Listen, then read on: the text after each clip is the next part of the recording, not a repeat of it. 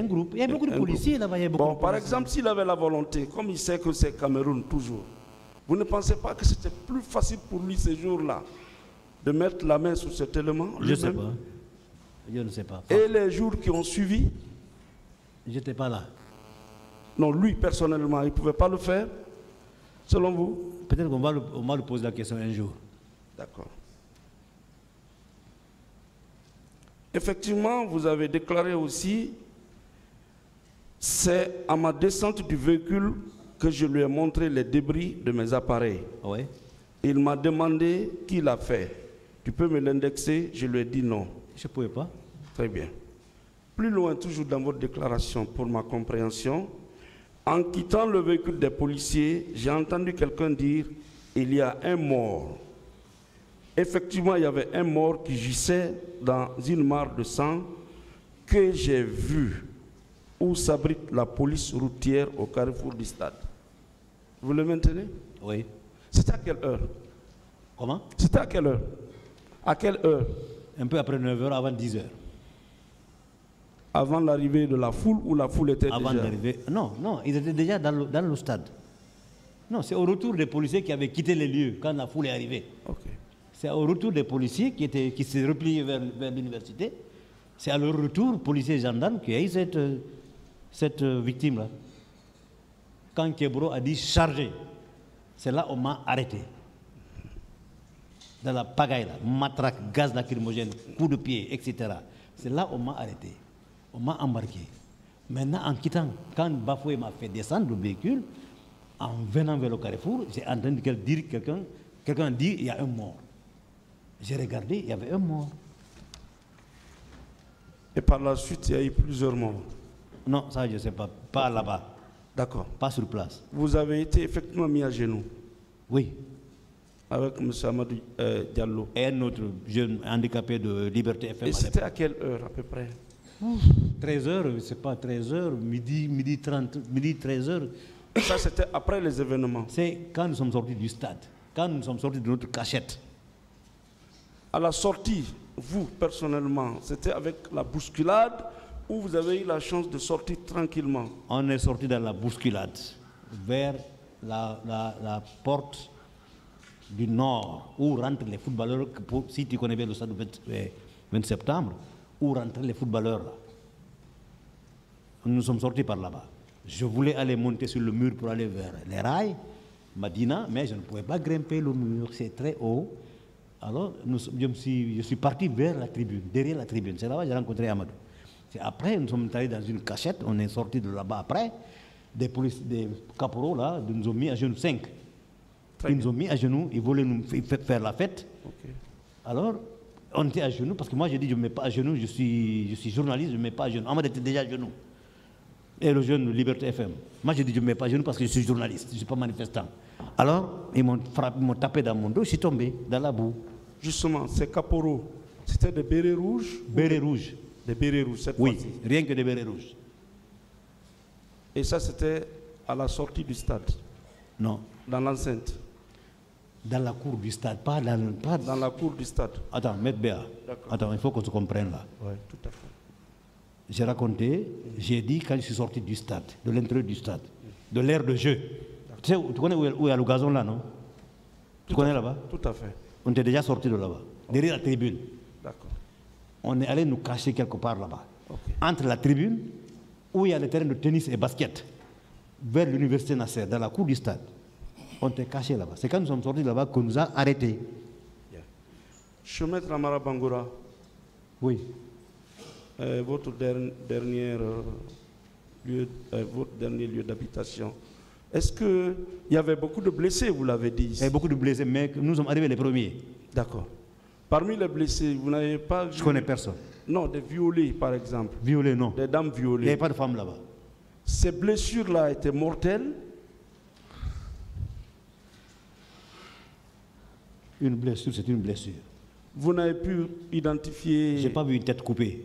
Je n'ai pas vu un bras coupé. Je n'ai pas vu un pied coupé. Mais des blessures, c'est des blessures. D'accord. Est-ce que vous avez pu constater des bus aux alentours du stade? Je n'ai pas vu. Merci, Monsieur le Président. Monsieur Gallo. Monsieur Ba. Monsieur Ba. Bon, je ne réponds plus à ta question, toi, parce que vous faites exprès. Je m'excuse. Hein. Et avec la permission de Monsieur le Président, il y a un passage dans votre déclaration de constitution du parti civil qui m'intéresse. Et je vais lire. Le meeting terminé, nous avons assisté à une scène surréaliste lorsque Dadis Camara lui-même est allé pomper de l'essence en lieu et place du gasoil dans son véhicule. Ça, c'est à l'abbé. Oui, c'est intéressant. Ok. Vous le confirmez? Oui, oui, oui. Il a mis... C'est lui-même qui s'est trompé. C'est lui-même qui a pompé de l'essence en lieu et place du gasoil dans son véhicule. Je ne sais pas si c'est l'essence en lieu et place du gasoil ou le contraire, mais en tout cas, il a fait. Mais est-ce que vous savez qu'ici, il a été soutenu comme preuve d'un prétendu complot contre Dadis, cette scène-là, que quelqu'un d'autre aurait pompé un carburant en lieu et place du carburant qui était indiqué? Je n'ai pas vu Dadis le faire, mais ça nous a causé beaucoup de dommages parce que ça a créé un embouteillage. Oh. Et on nous dit à la station là-bas, quand tout est parti, que c'est Dadis qui est venu prendre le pistolet, mettre du gasoil à la place de l'essence. Oui, non, vous savez, dans votre déclaration de constitution des partis civils, il est clairement dit, nous avons assisté à une scène surréaliste lorsque Dadis Camara lui-même est allé pomper de l'essence en lieu et place du gasoil dans son véhicule. Ça crée un embouteillage monstre là-bas. Ça crée bordel. Parce qu'il fallait encore vider tout ça. Donc, ça a pris du temps. Oui, il a pompé. En d'autres termes, c'est Dadis même qui a pompé. C'est lui qui a pompé. Très bien. Et non quelqu'un d'autre. Non, on nous a dit que c'est quelqu'un. Lui-même. Très bien. L'équivoque est levé et cette prétendue preuve de complot tombe d'elle-même. Je continue. Vous avez eu à dire ceci, que vous avez été appelé par une fille. Et la fille a déclaré ce qui suit. Monsieur Ba, mon oncle, un militaire qui est, disons, au camp Alpha, me dit qu'il y avait eu une réunion au camp tout à l'heure à laquelle il a assisté avec tous les hauts gradés de la junte, que Dadis aurait dit qu'il faut rechercher les journalistes correspondants de RFI et de la BBC parce qu'ils ont peut-être filmé tout ce qui s'est passé au stade. La fille là vous a réellement dit cela? Je n'ai aucune raison de mentir. Je n'ai aucune raison de raconter des bêtises. Très bien. La fille m'a dit, m'a appelé, Tonton Mokhtar. Tonton Mokhtar.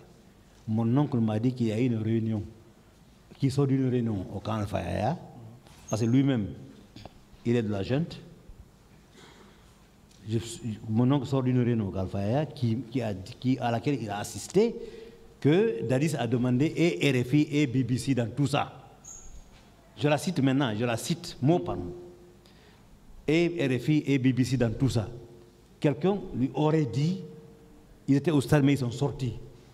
Dadis aurait dit, rattrapez-les parce qu'ils ont tout filmé. Oui, mais pourquoi Dadis va dire, rattrapez-les, recherchez-les, ils ont tout filmé? Ça veut dire que Dadis avait intérêt à effacer les éléments de preuve qui étaient supposés être en votre possession. C'est ça, non? Peut-être. C'est ça, non? Je ne peux pas confirmer. Oui, mais peut-être. Est-ce que lorsqu'on dit que vous avez en possession des éléments filmés et on disait de vous rechercher, n'est-ce pas? C'était l'expression d'une volonté tendant à effacer les éléments de preuve qui pouvaient être avec vous. Détenu par RFI et BBC? Oui. Peut-être. Merci. C'est ce que je voudrais savoir.